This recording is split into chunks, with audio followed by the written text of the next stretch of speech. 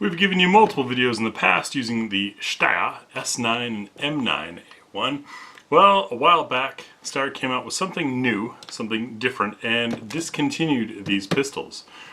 It's taken a while, but I was always curious, and we had enough requests from you, so today, underneath these, we're going to go over what the new Steyrs look like. Coming up next on GBGuns. I apologize in advance for any focus breathing. That's when you see the camera kind of come in and out of focus slowly. Don't know what's going on with our camera here. It seems to be a little bit slow today.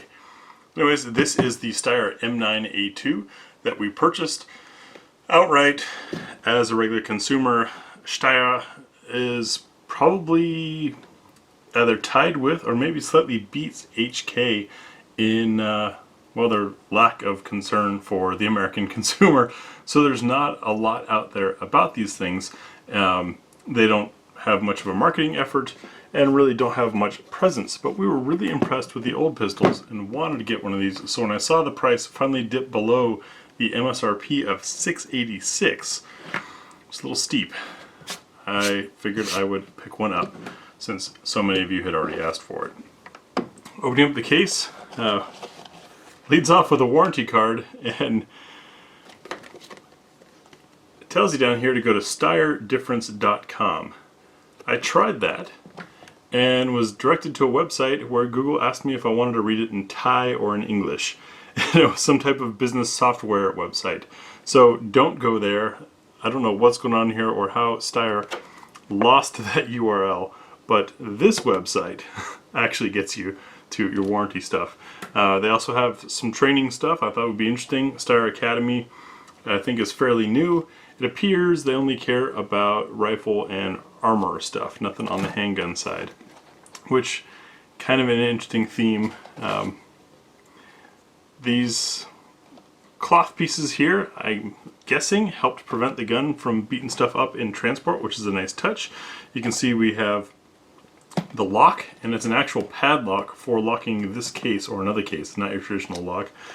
Two 17-round mags that come in a plastic bag. I've already pulled one out, and you can see we've got our witness windows on the sides, which I like. Makes it easy when you pop out of the gun to see if it's full or not, or if it's on a belt to lean over real quick and see. The holes are on both sides, one side with the odd numbered, the other with the even numbered, so depending on how you're feeling that day, you can find out exactly, now you can see exactly how many rounds are in there. We have our additional back straps that have a little hook at the bottom, you see. They are labeled medium and large. The small is what came on the gun, interestingly enough. And the reason why they're hooked is you can also change the side panels of this gun. This comes with two mediums, no large. Mentioned no large on their website to give a little more swell. More on that later. Can't show you how that's done, or the YouTube thought police will say that I'm modifying the gun. Up top, we have a spot for the optional cleaning kit. That's right, $686 gun, and it's optional. I guess the figure if you're going to spend that much on a gun, you'll also buy it, their cleaning kit. It's just a plastic rod and some brushes, and the owner's manual. This owner's manual I found interesting in that it's the first, if not one of very few times that I've seen it be an actual book. That's right, this manual has a spine.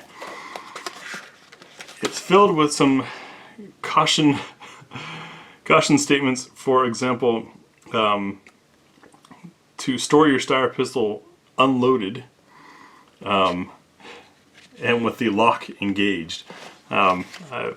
I guess they're not intending for this to be a self-defense gun, but anyways, the images are drawings which sometimes hurt, sometimes help. In this case they help, because as you can see there, they're able to highlight specific parts. And we've got a layout here as well as the specs in the end. Additional magazines I was able to find on their website going for about $40, which is pretty steep for a magazine. But good thing it comes with two, right?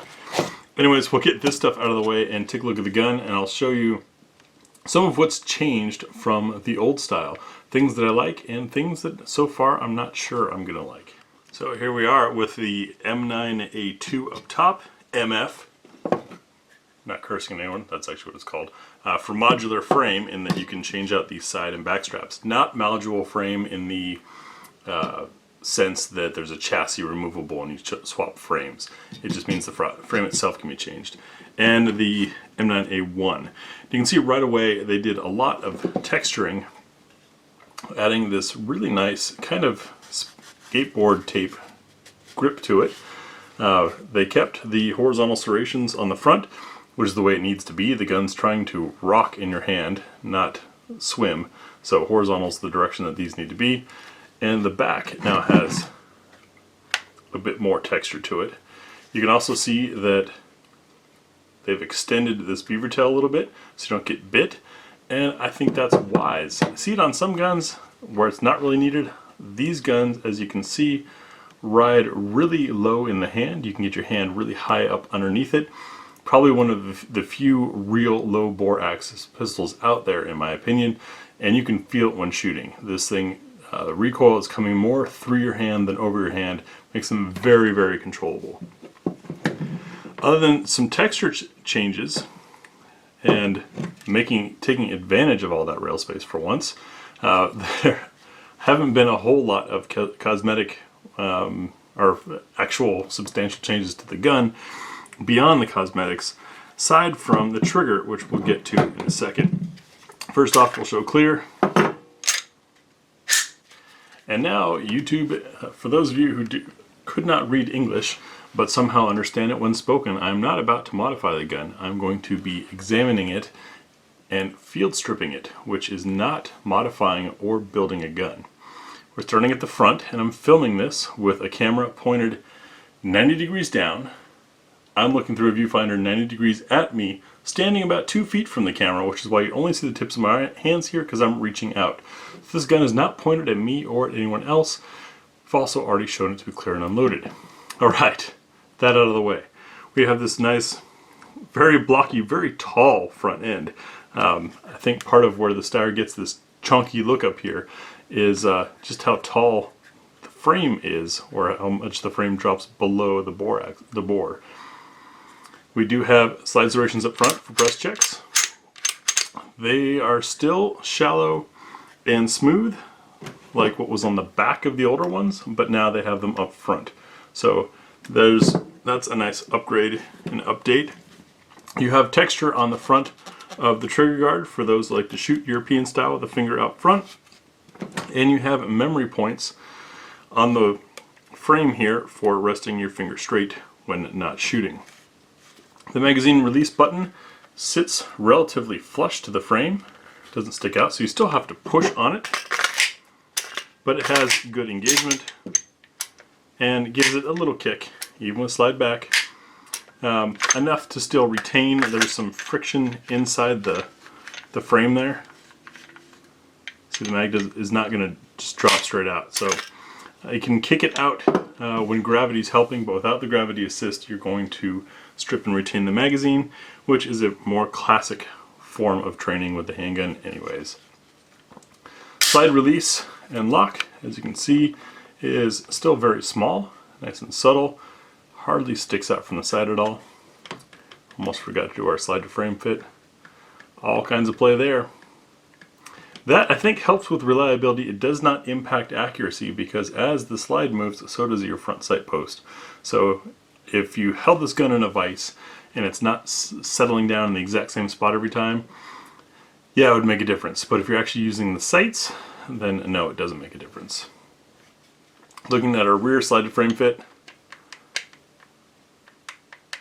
a little bit of lateral, a little bit of vertical, but the important fitment is barrel to slide, which is very, very tight. As you may have seen as I drifted across the back there, there's our sight picture. It's the trapezoidal sight system. I'll get the camera to focus on the front sight. Camera, hold the focus there. There we go.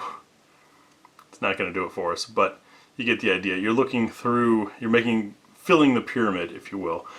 Some people complain about it. Once you shoot maybe 5 rounds, it's really not that big of a deal, folks. It's pretty quick to get accustomed to. Fairly comfy on the eyes, I think. The magazine release looks like it might be reversible and then it's the same shape on both sides. Haven't found anything stating that, and I'm not about to rip the gun apart to experiment with it. No other controls on the right side of the gun, so not exactly lefty friendly.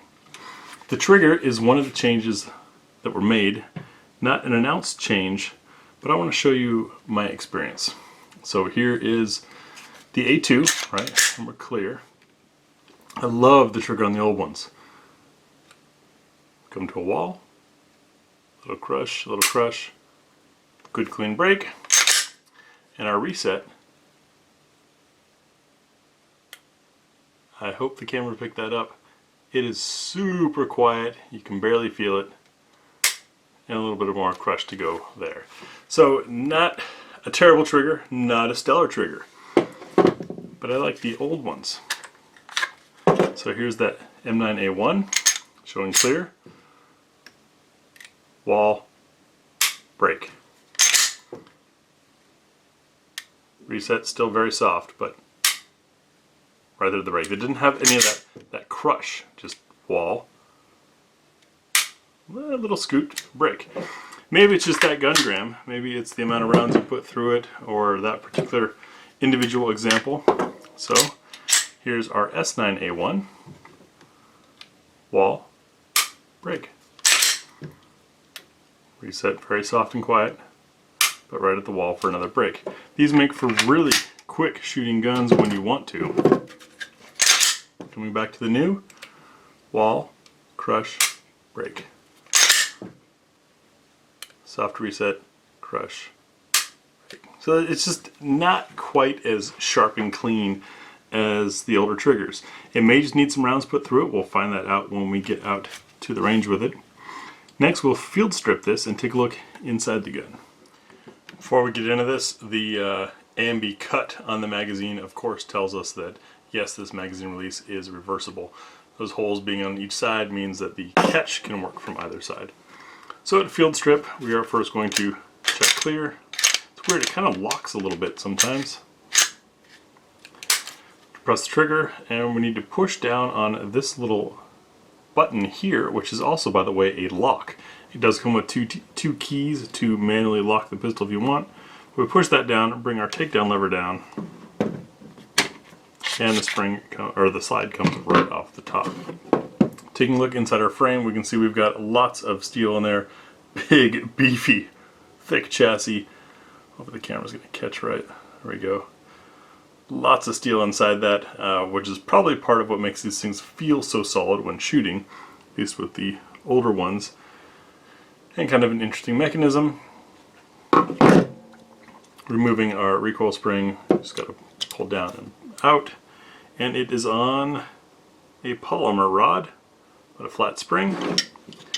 To pop out our barrel, push down after it's to unlock it and bring it out. And then we can see inside our slide. Very cleanly machined, very nicely done, very professionally built, I would say. Interesting, this barrel has 2001 marked on the side of it. That I don't think is a production year. And you can see we have a nicely polished feed ramp. Next, our chamber fitment test. Done as always with our Nosler match grade. Most consistent ammunition I've tested to date. And as I drop it in, you can see that we've got full support up to that last little shoulder there, as it should be, even underneath the feed ramp. This is a fully supported chamber. That's important in case you use reloads or aluminum cased ammunition, running any hot ammunition. It's simply a matter of extra security.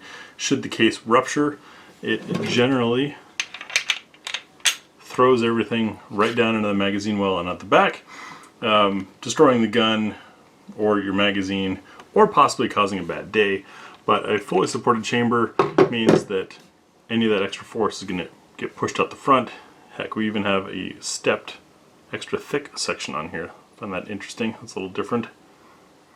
But beautifully machined, excellent craftsmanship, as we've come to expect from our Steyrs. If you're wondering why I say that, that's the German way to pronounce Steyr. an S before a solid consonant like a T generally is pronounced with an SH type sound. You saw I put all that back together. Now to get everything back together, bring the slide over the frame, and as you pull back, so that lever kicked up, everything's back together. Quick functions check, trigger's working, and putting an empty magazine in, it locks open. So I like what they did with the grip. I like what they did with the extra rail space. At least there are now front slide serrations, so they've touched things, some things up. The modular frameability with being able to add swell to the hand, I think is going to be great. We will go over that in our range review. We're going to find a match on this that works for both Tia and I. Then you'll get the opinion and experience from two different shooters as we do a multitude of tests, including of course our trademarked What's for Dinner test. I'm thinking of bringing out the M9-A1 for maybe a side-by-side. Let me know what you guys think about that. I mean, these are discontinued, so if you're going to find one, it's only going to be in the used market anyways. But I have a feeling they're going to behave a little bit differently on the range, and one might be more perfect or more preferred than the other. Let me know if that's what you want to see in our range video. We do have some time, a few days or so before I get out to the range, so hopefully you guys can all get your votes in before that, before we film that. But that is the Steyr M9-A2 MF tabletop review and field strip. Thanks for watching.